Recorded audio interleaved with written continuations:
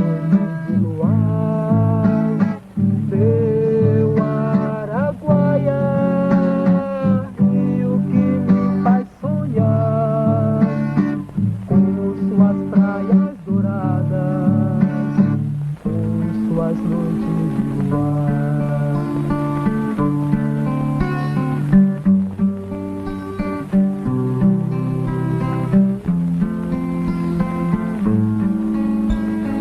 Águas claras cristalinas e as pedras vão beijar, areia pura dourada, uma beleza sem par, e um barqueiro em sua canoa segue feliz a cantar.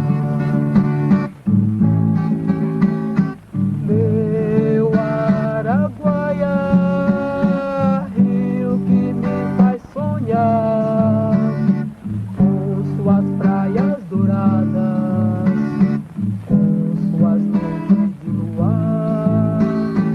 Meu Araguaia, rio que me faz sonhar com suas praias douradas, com suas noites de luar, com suas noites de luar.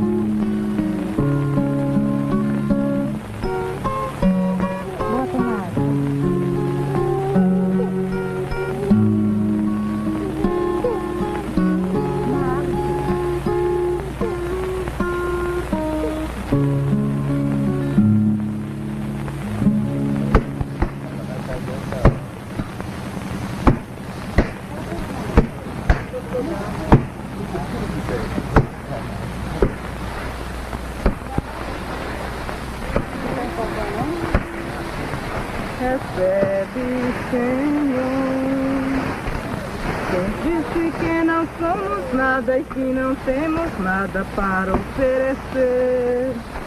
Repare nossas mãos abertas, trazendo as ofertas do nosso viver.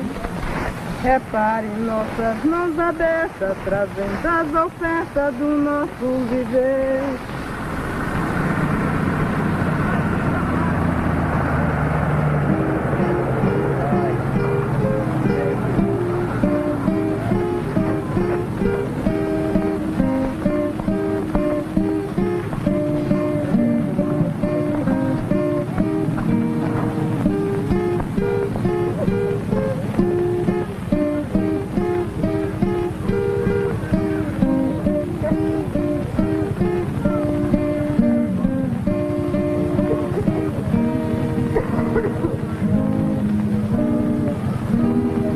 Companheiros, então está num momento muito importante para nós cristãos. Nós vamos começar aqui agora a Santa Missa. Então nós sabemos que nós que somos cristãos, temos que acompanhar aquilo que Cristo pediu para que nós fizéssemos naquela quinta-feira santa. Então esse é um momento muito importante que nós estamos aqui reunidos, e nós vimos que os primeiros cristãos, a primeira igreja que apareceu no mundo, que foi os apóstolos, então Cristo mandou, que eles fizessem isso, essa reunião, e partir para esse grande ato, essa Santa Missa que vai ser iniciada agora nesse momento.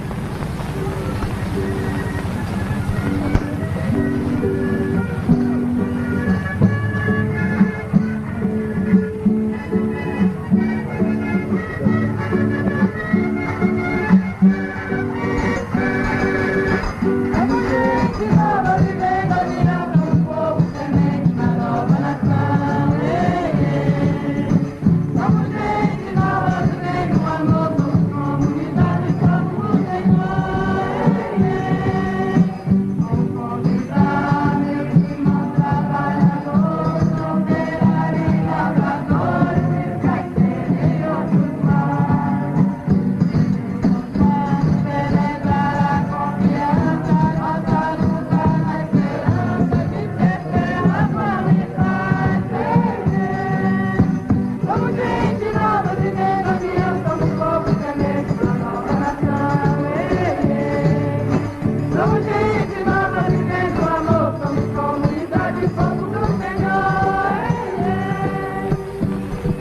irmãos, vamos ficar de pé e vamos iniciar esta Santa Missa invocando o nome do Pai, do Filho e do Espírito Santo. Amém. A graça de nosso Senhor Jesus Cristo, o amor do Pai e a comunhão do Espírito Santo estejam sempre conosco.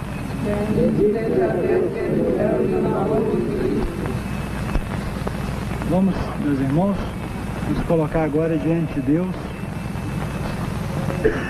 com humildade, vamos reconhecer os nossos pecados, vamos reconhecer as nossas culpas, as nossas falhas, as nossas dificuldades. Mas agora vamos simbolicamente queimar os pecados, pedir a Deus que nos purifique e vamos acender agora este fogo aqui e cada um traga uma folha, alguma coisa seca e vai colocar aqui para pedir perdão a Deus.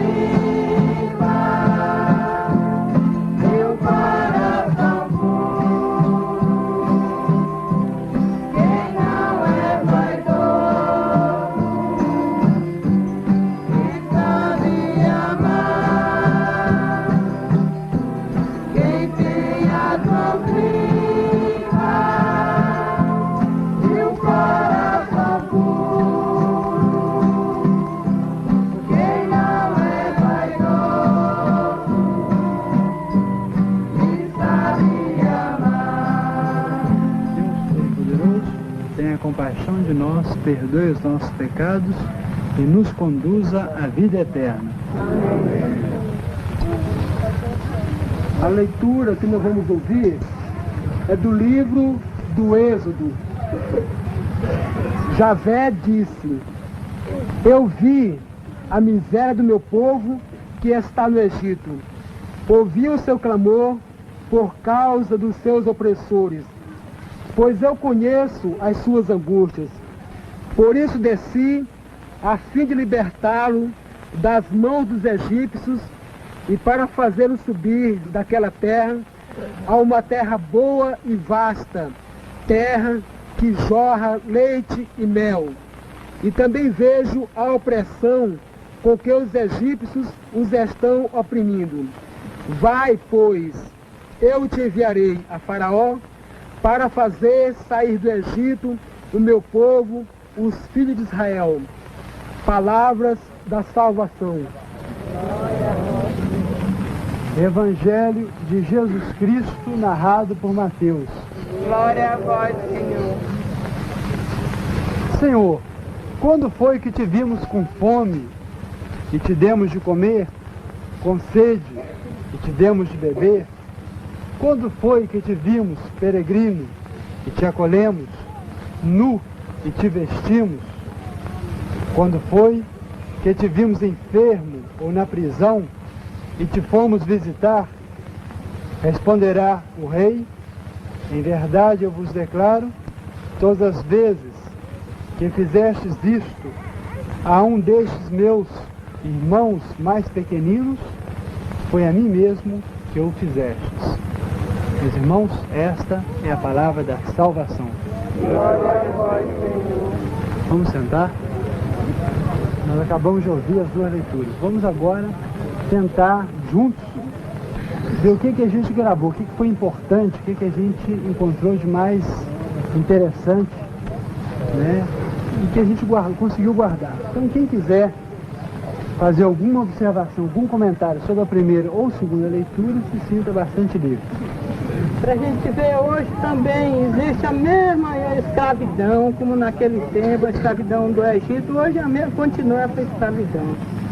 E a gente vê a preocupação do Pai e de Jesus hoje, que da preocupação por esse povo sofrido, aí lascado da vida, e acho que seria importante assim para nós hoje, que para os mais velhos de hoje, que Jesus continua fazendo o serviço que o Pai, a preocupação do Pai, batendo na porta de um e de outro, vai libertar os seus irmãos, vai lá na fazenda para libertar os torceiros, livrar eles da opressão lá. Muito bem, Dona Maria. Alguém mais gostaria de falar sobre o significado desse Moisés, o significado do faraó, ou sobre a leitura de Mateus 25? Quem é Moisés para nós? E quem é o faraó? Quem é essa fera que amedronta a gente hoje? Né? E quem é esse sinal de salvação, esse sinal de luz? Quem é essa candeia para nós hoje, que ilumina a nossa noite? E quem é aquele que nos apavora e nos dá medo? Então vamos tentar um pouco pensar. Para vocês hoje, né? Quem seria, na situação de vocês, na nossa situação, quem seria o faraó? Eu acho que é o poder político. Eu acho que é o poder político que está massacrando. Por quê? Porque parece ser maior do que os outros, e não é, né? Nós somos todos iguais.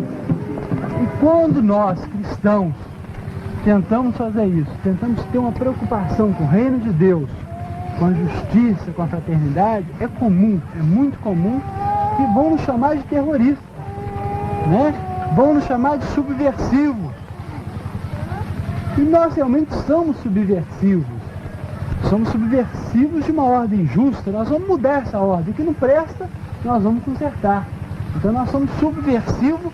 Subverter é colocar de cabeça para baixo aquilo, no caso, que não está certo. Jesus foi chamado de subversivo.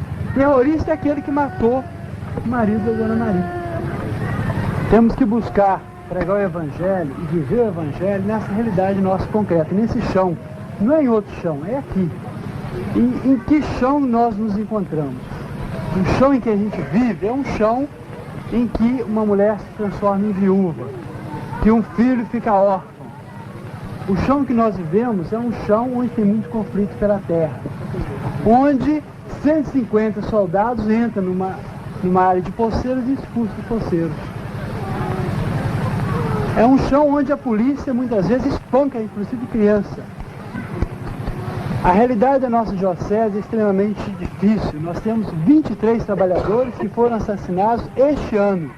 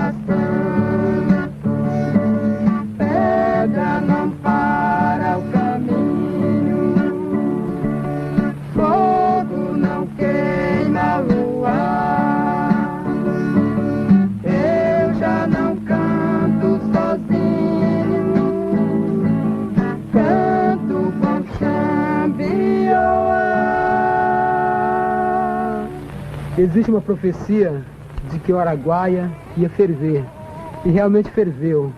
Ferveu a partir da guerrilha do Araguaia, entre 72 a 74.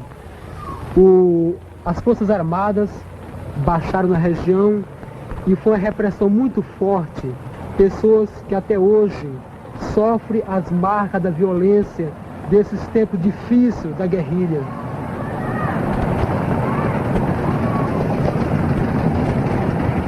Com a instalação do processo em 1964, no país todo, a vinda dos primeiros projetos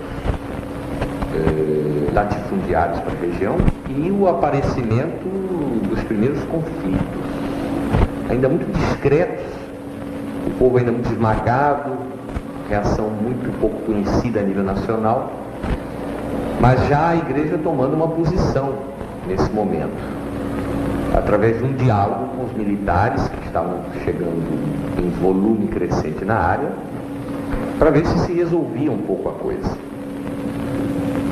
Logo depois estourou naquela região o famoso movimento armado da guerrilha e a consequente repressão volumosa, duríssima.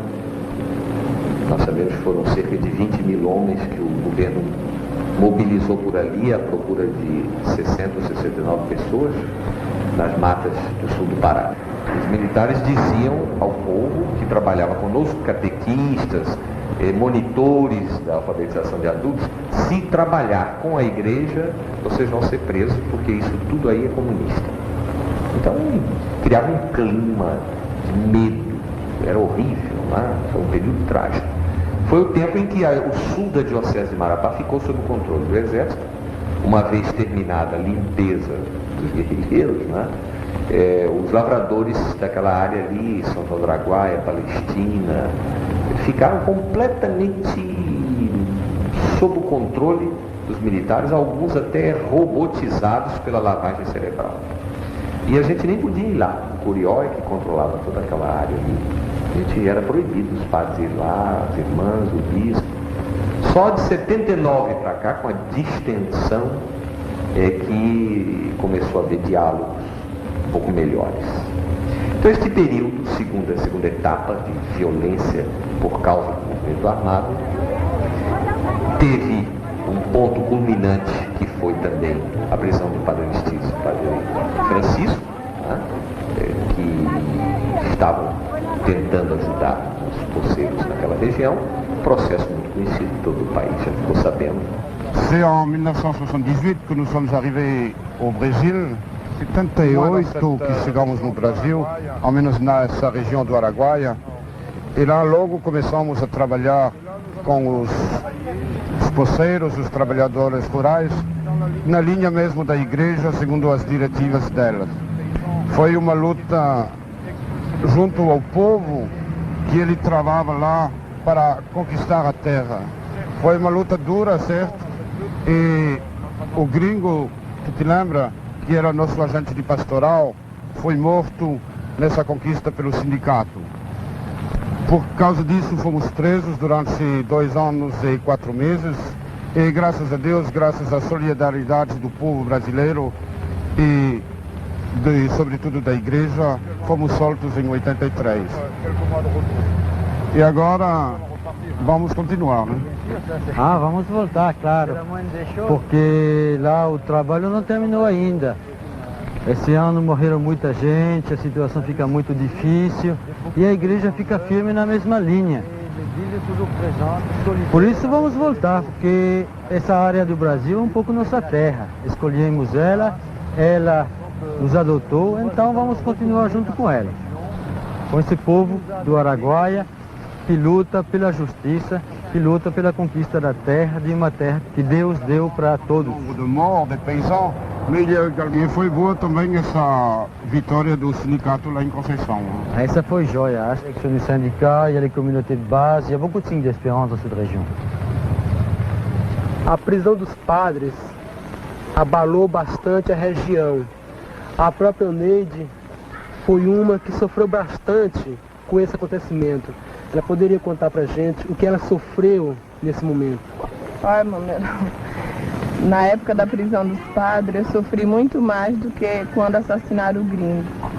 No dia mesmo da prisão, eles invadiram minha casa, pegaram o álbum de fotografia e fiquei em prisão domiciliar por 48 horas, né? E essas fotografias eles usaram como tipo de um panfleto, né? Distribuíram em toda a região, São Geraldo, Marabá, dizendo que eu era amante do padre e que eu estava gastando o dinheiro dos pobres, né?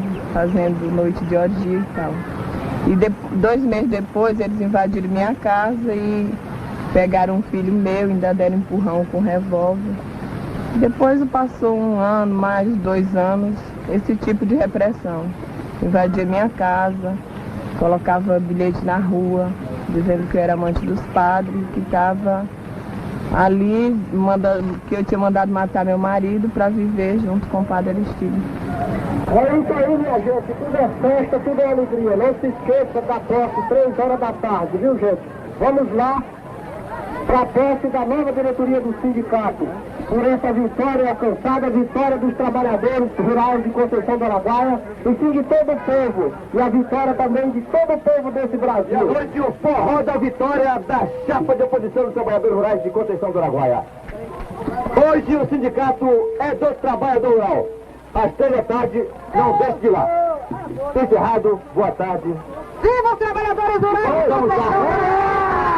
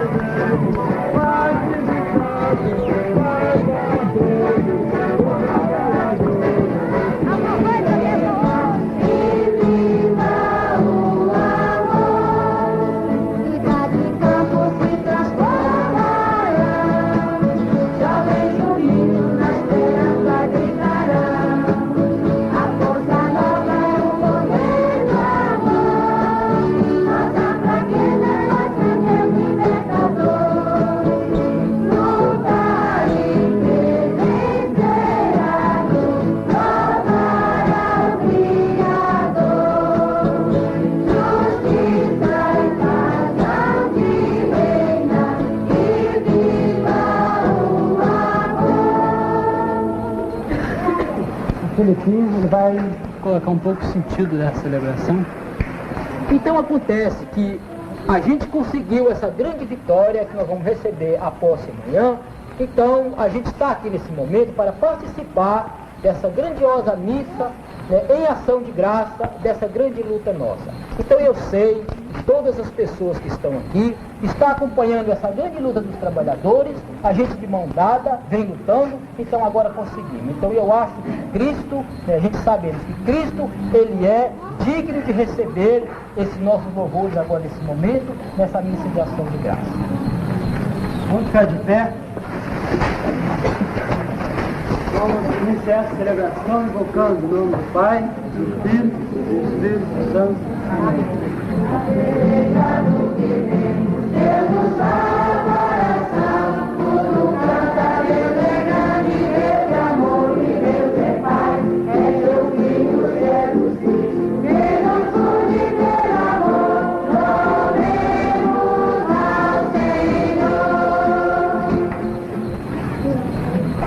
Seria interessante a gente ver o que os latifundiários têm feito aqui no sul do Pará.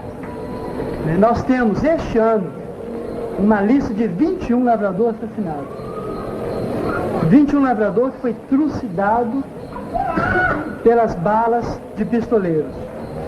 Sebastião Teresona invadiu o patrimônio da Rio Dourado, colocou o povo para sair da Rio Dourado, assassinou no mês de maio um conjunto de lavradores, invadiu a casa da dona Leonilde, cuja foto está exposta ali atrás, violentou Dona Leonilde, assassinou Dona Leonilde, matou seu marido e matou o cunhado. Mais tarde, no mês de junho, matou mais um rapaz. Esse grupo de pistoleiros matou, só em Xinguara, a serviço da fazenda Surubim, 6 trabalhadores agora. Matou outro tanto ou mais do que isso em Marabá. Em janeiro invadiu o patrimônio de 2 irmãos, perto de São Geraldo, prendeu 2 lavradores, inclusive um delegado sindical. Levou até o interior da fazenda Fortaleza, o senhor Amir Moraes, e matou, assassinou os 2 trabalhadores. No entanto, nenhum pistoleiro foi preso. Vamos ver então? Vamos cantar só o refrão aí, o refrão do povo, número 16.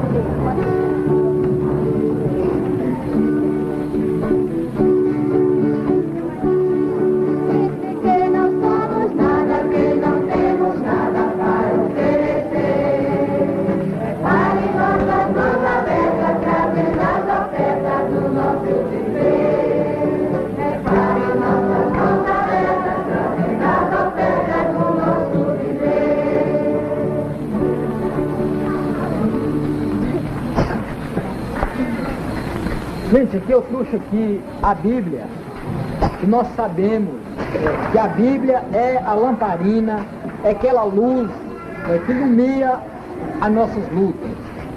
Nós sabemos que aqui dentro desse livro é que está toda a verdade. Nós sabemos que o homem, quando parte para a luta, ele primeiramente, ele vai executar esse santo livro que está aqui. A gente como oferta, né? Que ofertar essa terra, que é o símbolo de luta, onde nossos companheiros perderam as suas próprias vidas. A gente tem um compromisso de lutar pela reforma agrária. Quem diz que está certo não consigo mais. Companheiro, aqui nem apresenta uma foice, né? Como seja a primeira ferramenta a gente começar uma lavoura, né? Aqui, minha gente, o pódio do companheiro Gringo, um grande lutador que foi morto em Jucuí.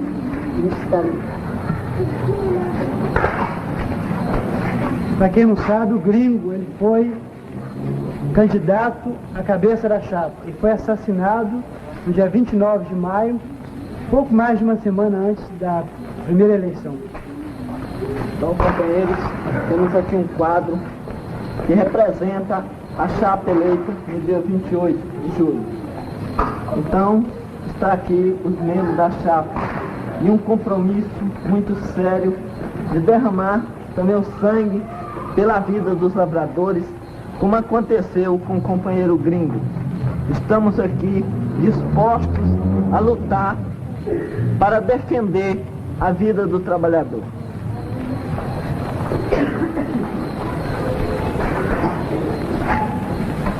Vamos continuar lutando.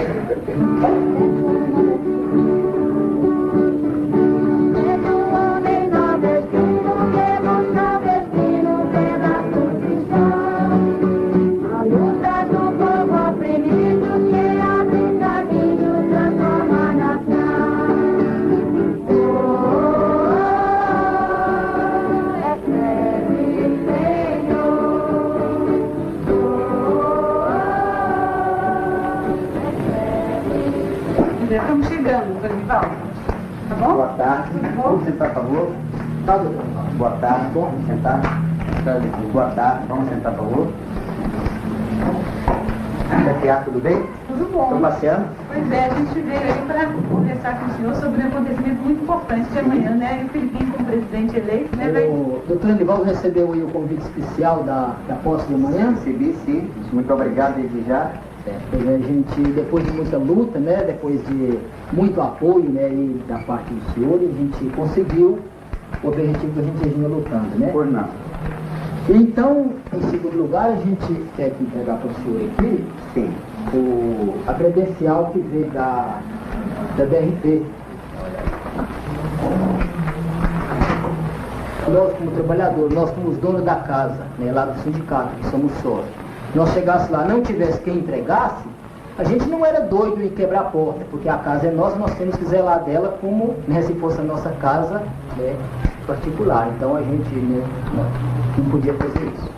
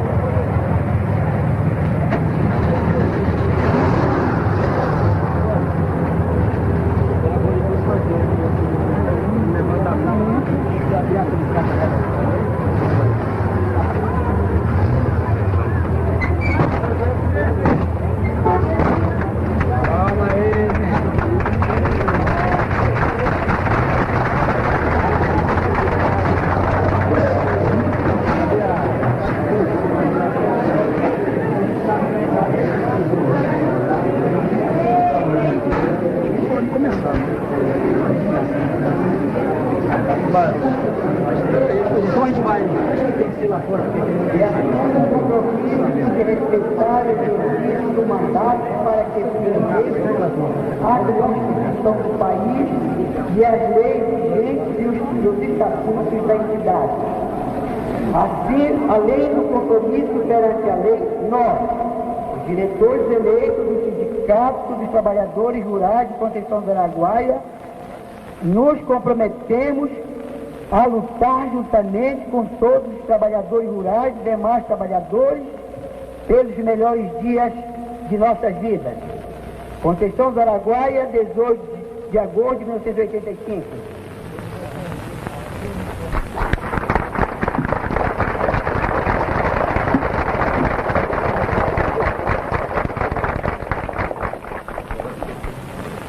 Eu convidar a companheira Almeida, que fica aqui ao meu lado, que vai apresentar a imagem do gringo.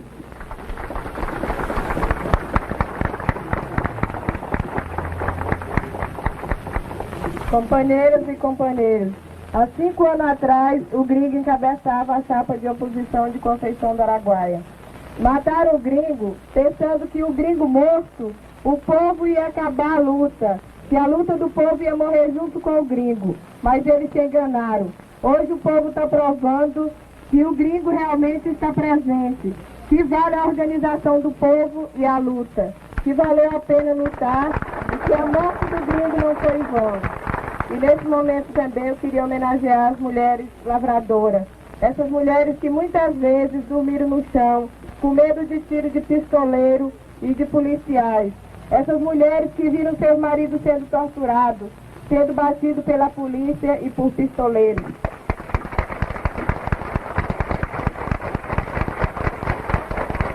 Reforma agrária. Vamos lá, todos juntos.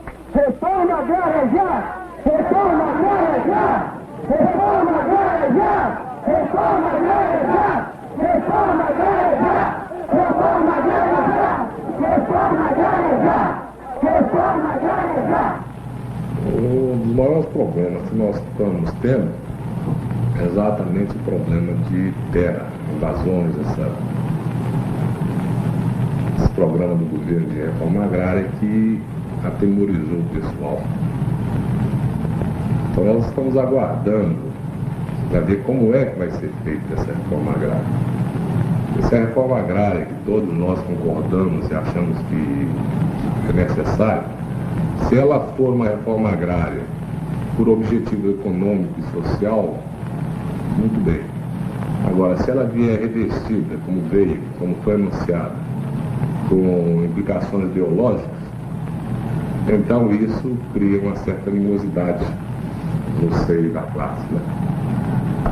A gente sabe do plano de Deus que a terra seja de todos, né? Claro, é. Então é baseado nisso que o poceiro procura né, a terra para tirar o pão para a família. Claro, isso na lei mais antiga, que é a lei de Deus, está isso, Deus falando que o homem pode ficar com a terra para tirar o produto. Então hoje, segundo a gente vê a terra concentrada na mão de poucas pessoas, por isso que os trabalhadores se viram apertados e tem mesmo que aproveitar essa terra que é de Deus, a terra que é nossa. E a igreja explora isso. Ela quer fazer, a igreja, essa igreja progressista, ela atrapalha.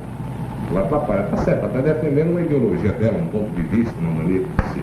Ela não pode modificar uma estrutura social de centenária, ou milenar, vamos dizer assim, no mundo ocidental, do dia para a noite. Se vê falar muito de poceiro hoje. Como é que tu explica essa situação do poceiro? Bom, o poceiro, muitas vezes para o latifundiário, o poceiro é enxergado como uma pessoa, né, uma pessoa assim, né, como um invasor e como outra coisa, mas de maneira nenhuma. Porque o poceiro é aquela pessoa, aquele pai de família que ocupa a terra está aí desocupada, então ele precisa tratar da família, então ele ocupa a terra para poder tirar o sustento da sua família. Então o poceiro é essa pessoa que entra lá para, na realidade, cuidar da sua família ali com o produto que sai da terra, e não o invasor, de maneira nenhuma. O poceiro não é invasor, o poceiro é a pessoa que precisa da terra. Então todo mundo deturpa a coisa, é poceiro. Não é poceiro. Se hoje de manhã a sua terra está livre, amanhã tem 40 pessoas dentro, esses indivíduos não são poceiros, são invasores. E eles são organizados e comandados geralmente pelas comunidades de base, os agentes da pastoral. Filipinho, tu é uma pessoa de comunidade que tem uma consciência já bastante forte. Como é que a nova diretoria do sindicato está vendo esse projeto tão falado da reforma agrária? Taise, o projeto da reforma agrária, a gente está enxergando assim, porque os trabalhadores, né, está esperando a reforma agrária. Então o governo prometeu a reforma agrária, mas ainda está muito pouco, a abertura está muito pouca. Agora, a reforma agrária que os trabalhadores querem é uma reforma agrária que dê terra, né, para a pessoa, as pessoas que não têm terra, que dê terra, uma reforma agrária que dê condição da pessoa viver na terra, né, escola, estrada, saúde, né. O governo a gente aceita, mas a ideologia a gente não aceita. Vai haver uma resistência. Agora, como será essa resistência? Você deduz, né? Eu não sei.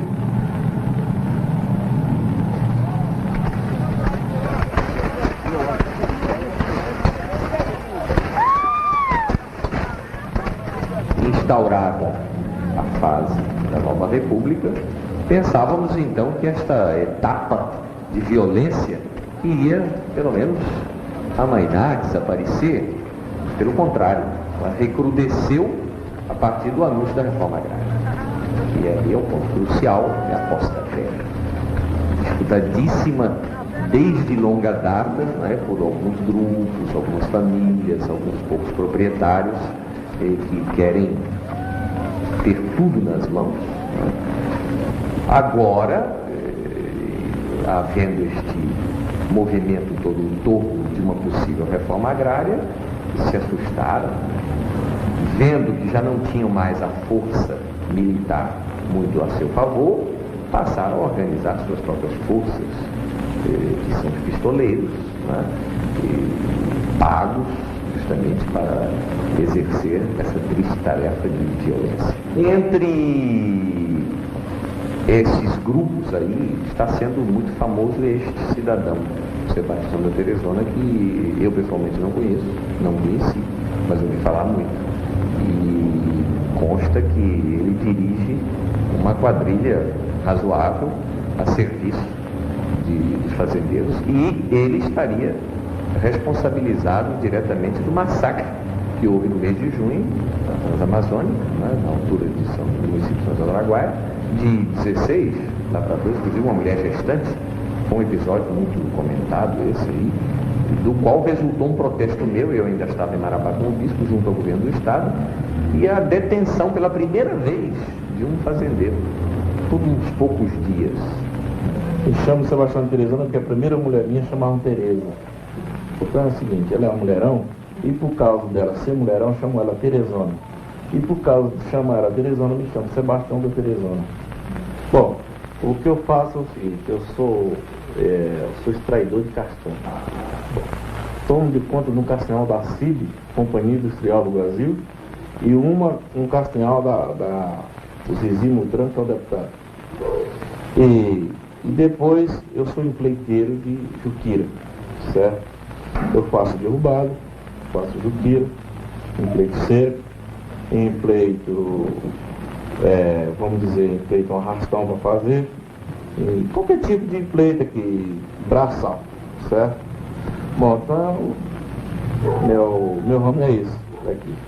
Mas por notícia, eu vejo dizer que subiu um rapaz aí num palanque aí, dizendo que eu tenho um escritório de pistoleira montado na cidade.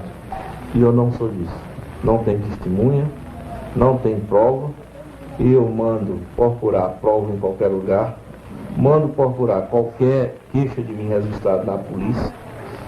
Certo? Não tem. Pode procurar a juíza, pode procurar o delegado regional, pode procurar o comandante do batalhão DPM. Não tem. Pouco depois dessa entrevista, Sebastião da Teresona finalmente foi preso. É um caso raro de pistoleiro preso no meio de tanta impunidade. O próprio Sebastião é acusado de mais de 20 homicídios, como por exemplo, do assassinato dos poceiros Francisco Pereira Moraes e Leonilde Resplandes da Silva, cujo corpo foi carbonizado.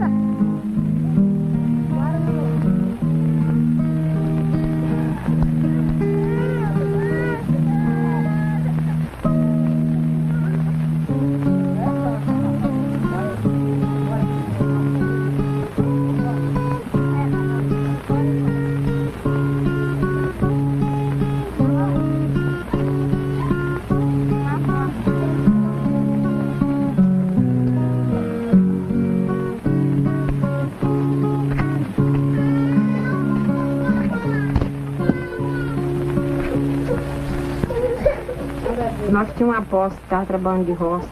Então nós estávamos morando lá e aí o marido meu saiu para o mato para caçar e a polícia foram fazer despejo lá, encontraram ele no mato e mataram ele. O dono de lá da terra, o doutor Antônio, pegou, queimou o barraco meu, acabou com tudo, fiquei sem nada, fiquei desobrigada. Eu com 6 filhos nas costas, sem ter condição nenhuma de viver. Eu fiquei sozinha lutando com os filhos.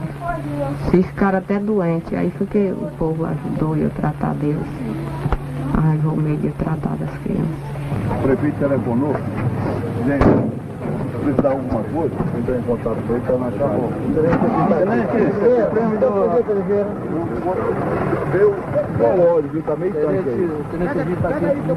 Sem uma reforma agrária profunda, o conflito pela terra provocará sempre mais violência. A morte deste cabo da PM em Redenção é o resultado do desespero de 90 famílias que desde 72 esperam do poder público uma solução. Sofreram um despejo violento por parte de 150 policiais e se defenderam.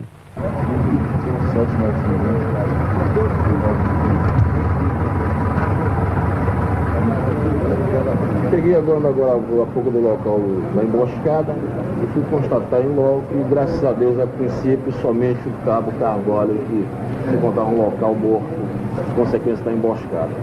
Acreditamos que nossos 3 soldados estejam no mato, foragidos, perdidos por enquanto, e nós estamos retornando amanhã pela madrugada para fazer uma busca melhor. O tenente Edson Silva se nega a informar os nomes, porque se tivéssemos nomes, nós já teríamos entrado com habeas corpus. Então, os próprios advogados estão tendo dificuldade de acesso porque não tem o nome dos presos. Pode ser até que soltaram, tudo bem, mas nós não sabemos se foram soltos.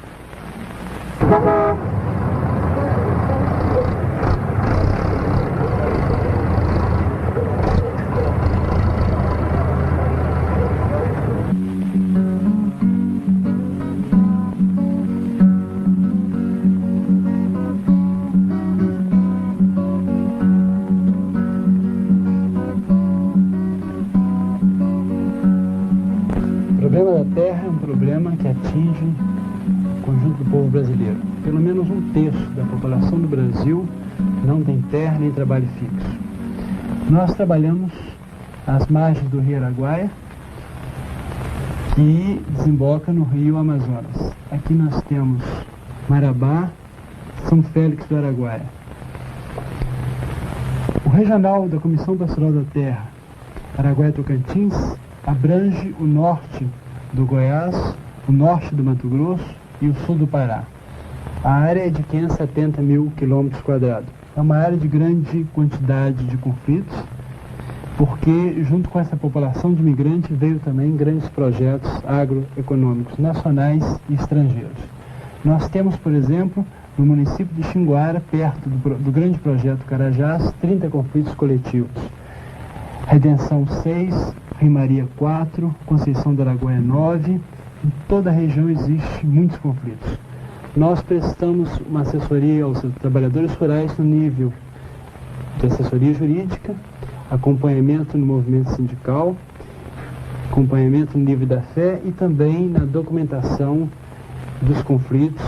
Há uma preocupação grande de se preservar e se guardar a história da luta desses trabalhadores.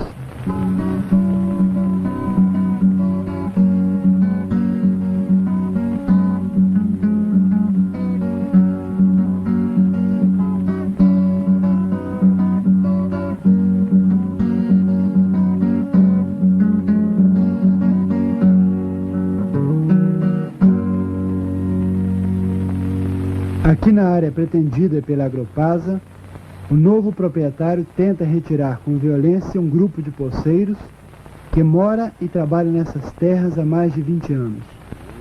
É o fazendeiro que gera este conflito e, no entanto, acusa a igreja.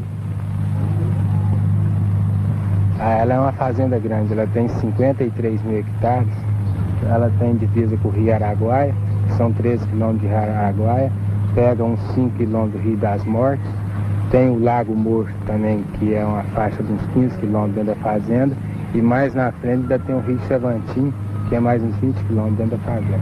Tem um problema de um pessoal querendo invadir aí, mas coisa que é sem sentido. Tem o pessoal tentando aí, incentivado pelo pessoal aí da cidade, pela prelazia. E atualmente o trabalho que a gente faz, né, de toda a igreja aí que está comprometida com a libertação, de assessorar, né, com a assistência jurídica e orientação no trabalho deles. Sobretudo a esperança que a gente precisa cada vez fazer crescer mais no coração deles, porque com coragem e paciência e teimosia, como diz nosso bispo, a gente vai alcançando as coisas.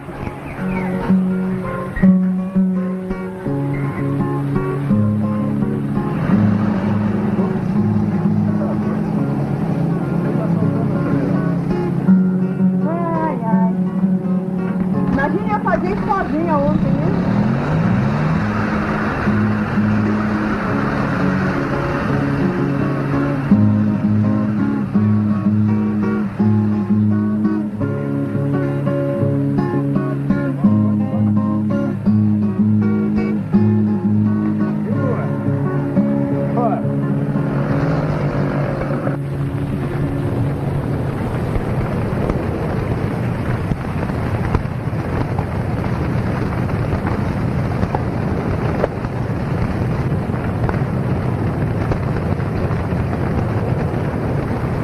a gente vê a queimada com muita tristeza, mas devido o pequeno lavrador não ter outros recursos, ele usa esse método da queimada para preparar a terra para a lavoura, para o plantio da semente. A gente sabe que isso enfraquece a terra e principalmente as queimadas das grandes empresas, do grande latifúndio, pode enfraquecer a terra para o futuro, o que é muito prejudicial para a Amazônia aqui.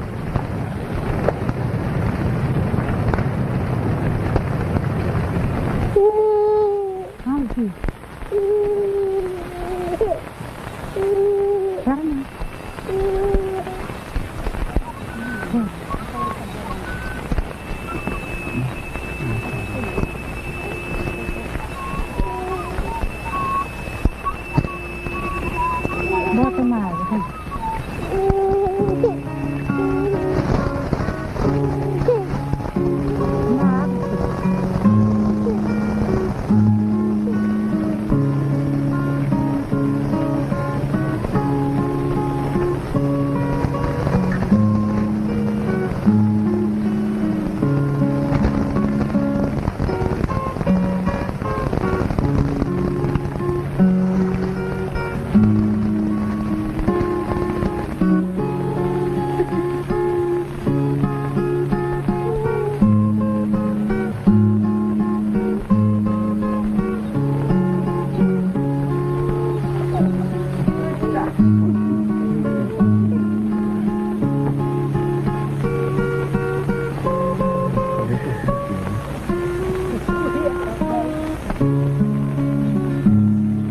Boa tarde. Boa. Ô, Pedrinho. Ô, Tá bom? eu tô aqui com carne da paz, nem bem nem mal. Boa.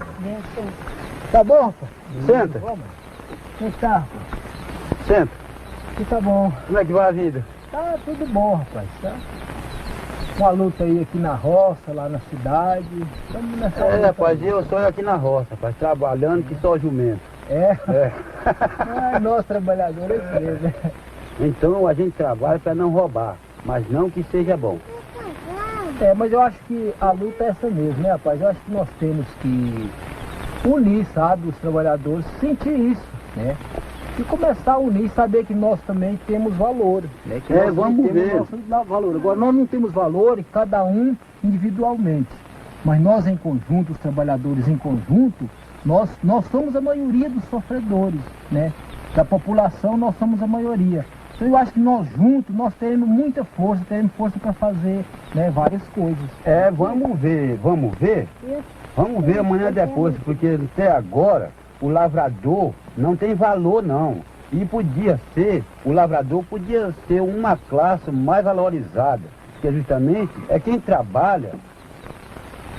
Bom, então, vamos embora, viu? Pedro? Até logo. Então, Felicidade. Até outro dia. Até logo. Muita força aí. Logo, Amém. logo, mano. Logo, viu? Tá cedo. Não, bora, vamos ver.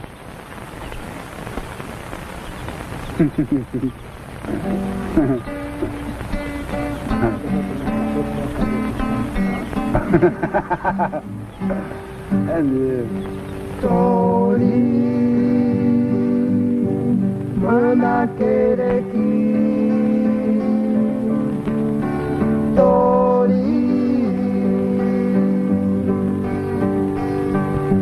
em Bitonderu, Numa aldeia índia, junto ao Inã, junto ao guerreiro índio, chegará Tori, chegará homem branco para ver a dança aos deuses. Vamos de Ubá, Vamos de canoa, logo ao Tiorô, logo ao amanhecer, toma caluzi, tomando a bebida, sentado na rede, num banco de praia. Mana quereki, Venha até aqui, mana quereki, venha até aqui. foi ao arredor, Foi um tocar de vento, ó meu guerreiro. Mana quereki, mana quereki, foi ao arredor.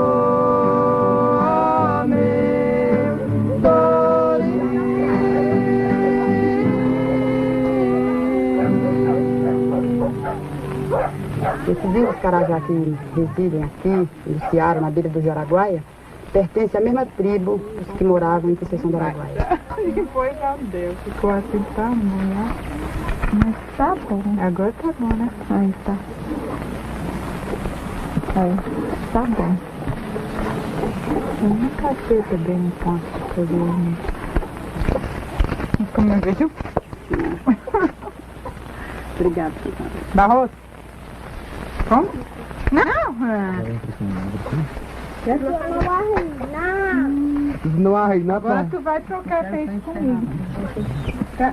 Tá? Amanhã de tarde tem brinquedo. Bota amanhã de tarde? Amanhã de tarde. Concretamente aqui nessa aldeia, por exemplo, não é? Esses índios, eles viviam aqui na beira da cidade, no Ceará. Assim, discriminados, né? Assim, o máximo de discriminação que a gente pode pensar. Viviam assim, não reconhecidos pela FUNAI, porque a FUNAI só reconheceria eles como aldeia se mudassem eles para a ilha, né? E essa terra daqui que toda a vida foi deles. Então, um papel importante da igreja, por exemplo, sem ser esse de cristianizar, de evangelizar, foi fazer eles conquistarem a terra, por exemplo. Foi o primeiro passo, né? Que é um passo bem assim, que não tem nada a ver, por exemplo, com religião, né? Se a gente for analisar assim, sobre religião. Então, começaram a viver a cultura e a vida própria deles.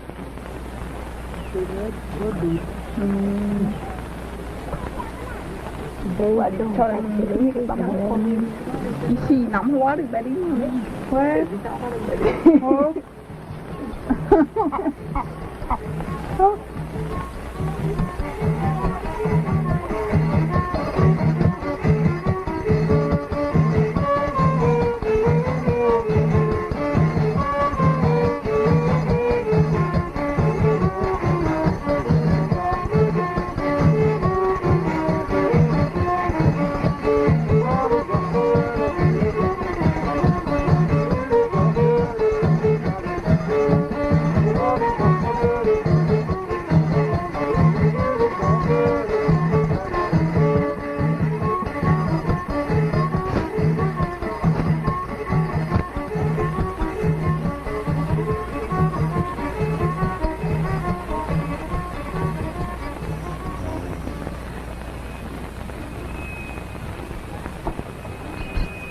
Bom dia. Tudo bem. Como é que tá a escola aí? A escola vai mais ou menos. Trabalhando muito, recebendo pouco. A gente recebe não chega nem um quinto do salário mínimo. A senhora é mãe de aluno aqui, né? Sou mãe de 6. E essa escola assim, aberta, não tem problema? Ah, dá muito problema. Nas águas, quando chove, os alunos não podem estudar, molha tudo, molha os papéis, os livros, tudo. Quando o menino Jesus nasceu, todos os animais queriam dar-lhe um presente. O galo cantou, kikiriki. O boi e o burro flexionaram os joelhos e sopraram nele seu bafo quente. Os passarinhos levaram no biquinho pinas macias para forrar a manjedoura onde ele dormia. Só o vagalume estava inquieto. Não tinha nada para dar. Teve uma ideia. Colheu uma florzinha e ofereceu ao menino. Jesus então quis retribuir o presente. Tirou um raio de estrela e fixou no corpo do vagalume. É por isso que à noite ele brilha nos campos, tal qual uma estrelinha com reflexos esverdeados.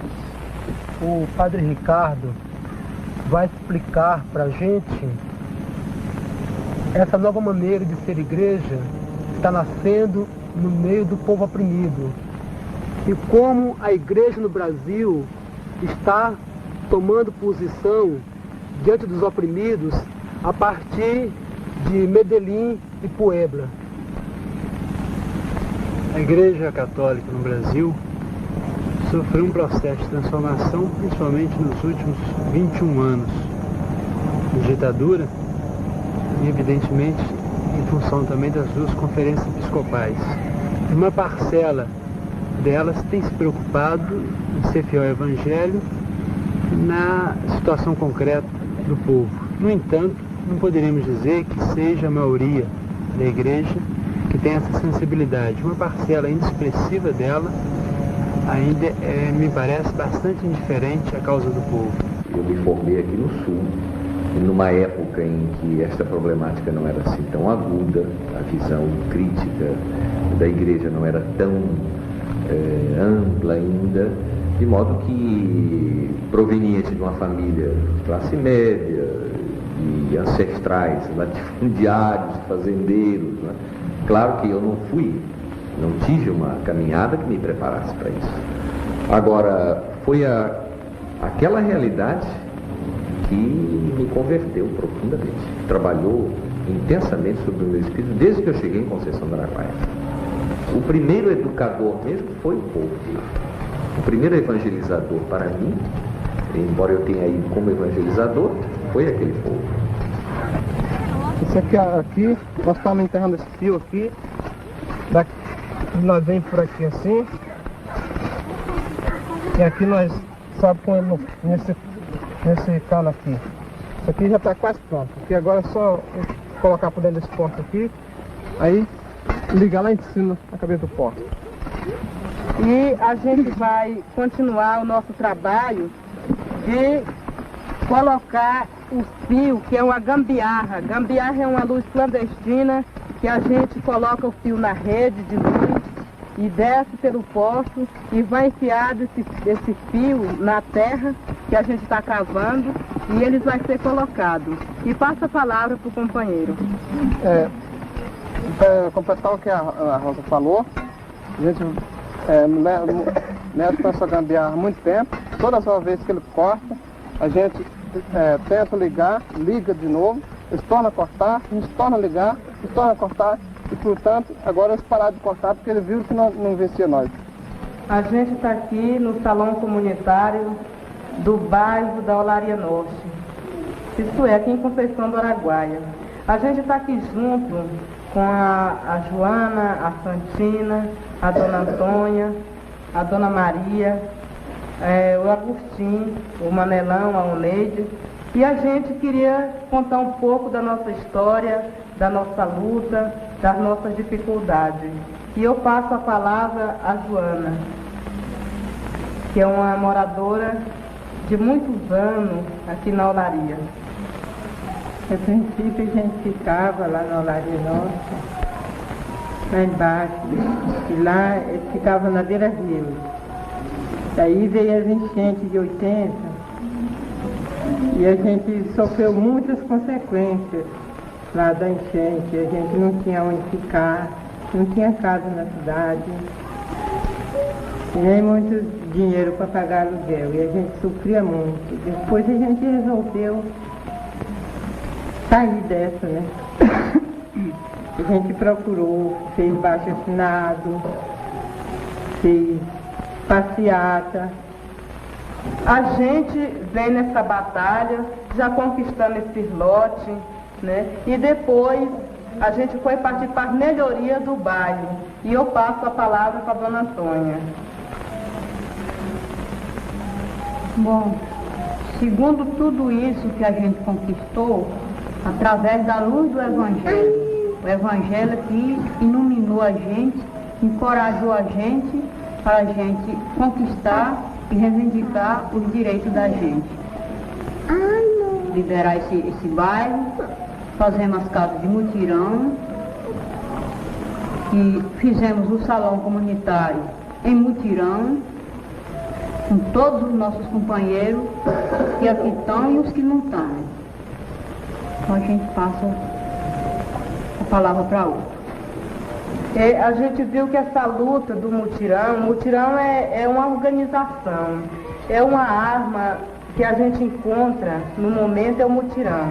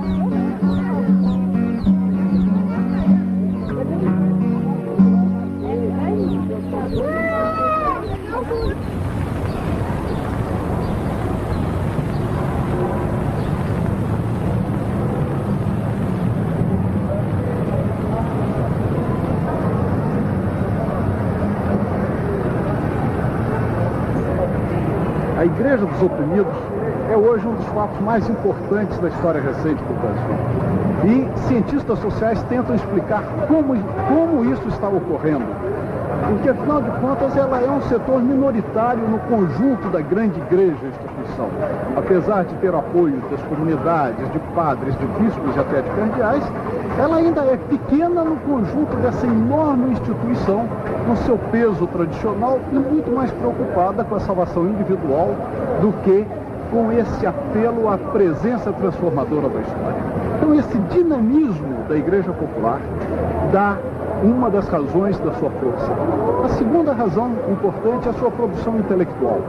Da Igreja Popular, dessa Igreja dos Oprimidos, nasceu a reflexão teológica que hoje conhecemos como Teologia da Libertação. Um dos expoentes disso é justamente o Frei Leonardo Bock, que no Brasil representa o que há de mais avançado na Teologia da Libertação.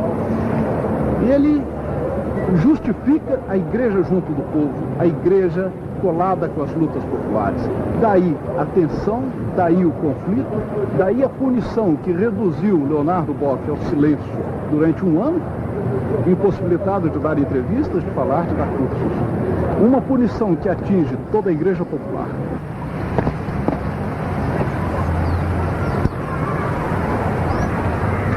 Está vindo água aqui no meio? Como é que está a reforma agrária da Ciboa? A reforma aqui. Você já colocou o salitre? Já, eu coloquei ontem. E penetrou bem, hein? Penetrou porque choveu, né? E logo que eu coloquei o salitre, eu coloquei também, reguei junto, né?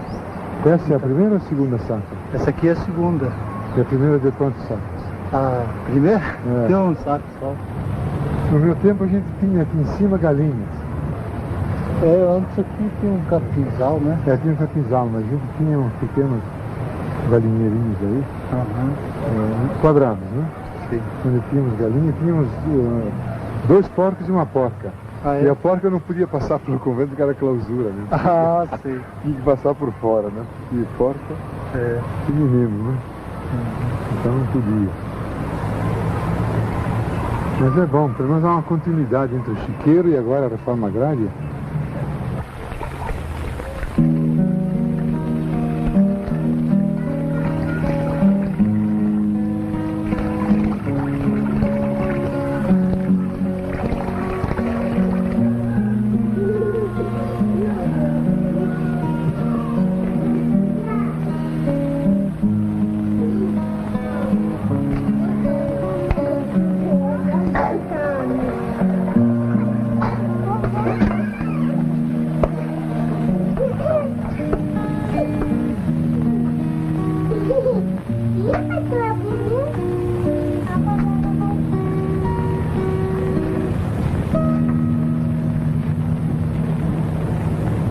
Eu acho que a função do bispo na Amazônia, no Brasil todo, na América Latina toda, mas eu destacaria naquela região da Amazônia, é realmente uma função de imensa responsabilidade no sentido de se colocar em profunda solidariedade com a caminhada, com o sofrimento daqueles irmãos que estão numa posição de esmagamento e que são os prediletos do coração de Deus, sem desprezar os outros.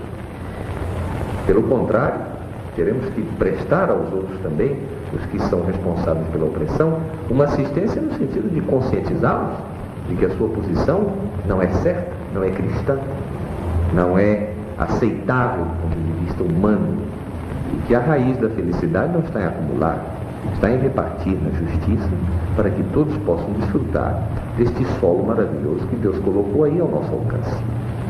Realmente o episcopado brasileiro nos últimos anos cresceu muito nessa consciência, né? E não podia ser de outra forma, porque a realidade é tão gritante, só o cego não quer isso. O cego conscientemente querendo ficar cego é que não enxergaria, ou um surdo conscientemente querendo ficar de ouvidos tampados não escutaria o clamor desse povo. Eu acho que o mínimo de fidelidade a Jesus Cristo imediatamente nos projeta de cheio nesta solidariedade. Agora eu convido a vocês para que nós juntos, de braços erguidos, rezemos pela paz. Vamos pedir a Deus pela paz principalmente da Nicarágua, um país que vive sob ameaça de invasão dos Estados Unidos, e pela paz da África do Sul, onde os negros têm sido pisoteados com a minoria branca. Eu queria pedir para o meu filho Luiz, que foi barbaramente assassinado por 2 soldados da PM, por meu genro, que foi assassinado no Marabá, e por todos os garimpeiros, aqueles que foram assassinados longe dos seus familiares. A gente quer pedir por todos os nossos índios, aqueles, os donos, verdadeiros donos da terra, aqueles que tombaram na luta sob o jugo dos opressores e dos capitalistas, aqueles que tomaram a terra do povo brasileiro. Eu quero pedir para o meu filho Luiz, que foi assassinado, enganado, sem dever culpa alguma. A gente vai pedir também pelo padre João Bosco, que foi assassinado em Ribeirão Bonito, no Mato Grosso. Também pelo padre Henrique, assassinado em Recife. Também pelo advogado Gabriel. Também pela irmã Deládia, assassinada em Marabá. Quero pedir também pelo companheiro Santos Dias e Manuel Filhos, e também pelo Luiz, o filho do seu Gabriel, que foi assassinado agora em Redenção, há poucos dias.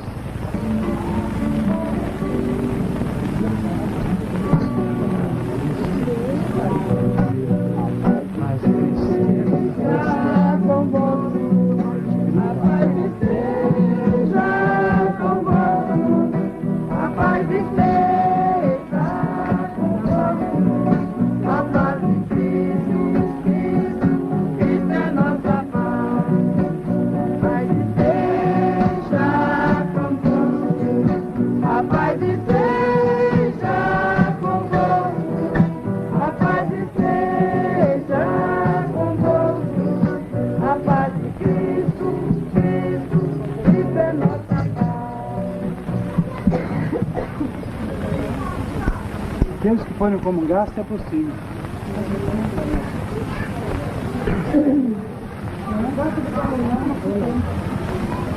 Corpo de Cristo. Corpo de Cristo. Corpo de Cristo. Corpo de Cristo. Corpo de Cristo. Corpo de Cristo. Corpo de Cristo.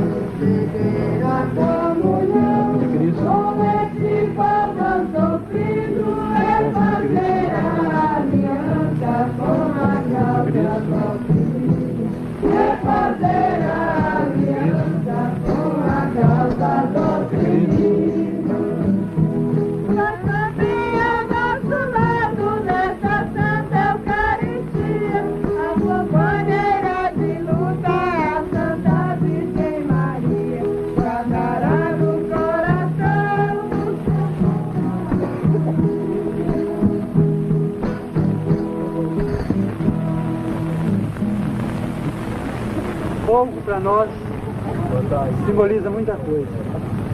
E nesse cair da tarde, no final do dia, representa para nós a luz de Cristo que clareia a nossa caminhada. E é motivo de festa, e é motivo de alegria, é motivo inclusive de baião. É o baião da comunidade.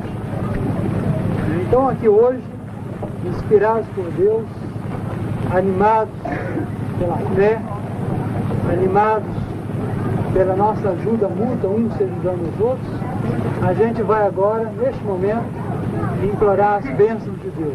Abençoe-vos, Deus Todo-Poderoso, Pai, Filho, Espírito Santo. Amém.